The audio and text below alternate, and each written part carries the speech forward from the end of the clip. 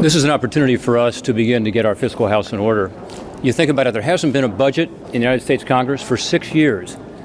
And what's our fundamental responsibility here? The power of the purse, and the Constitution says every dime appropriated's got to go through Congress. And one reason we've had these record levels of debt and deficit is there hasn't been any constraint, there hasn't been any budget, there hasn't been any fiscal blueprint to be able to keep our house in order. So this is a process that I'm proud to be part of.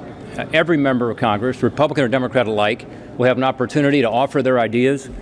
We just had a couple of amendments voted on the floor. One was one I offered, which was bipartisan. It had to do with some of the most vulnerable kids among us, those with complex medical problems, how to have the Medicaid program work better for them. It improves their care through coordination. It also saves the Medicaid program money. These are the kinds of things that we're going to be seeing on the floor, and I welcome those. The reason we need a budget so badly is we now have a record level of debt, and hundreds of billions of dollars is being spent out of Washington, more than is taken in every year. In fact, in the last 5 years of this administration, we've added $7 trillion to the debt. That's $56,000 per household in Ohio and around the country. Think about that.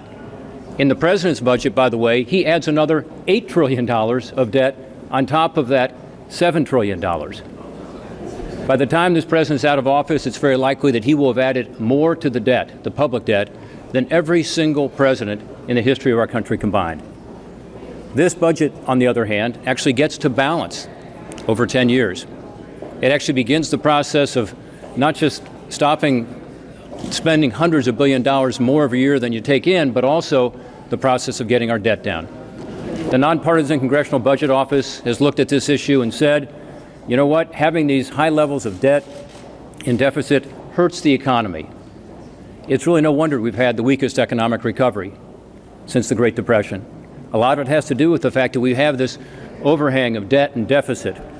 So as a Congress, Republican and Democrat alike, we need to figure out how to come together on this budget and then have an appropriations process where we're actually prioritizing spending and where we actually do make good on our commitment to the American people to use our constitutional prerogatives to get this spending under control and to get back to the kind of fiscal discipline that every American has to live with in their family, every American has to live with in their business. It's time for Washington to do the same.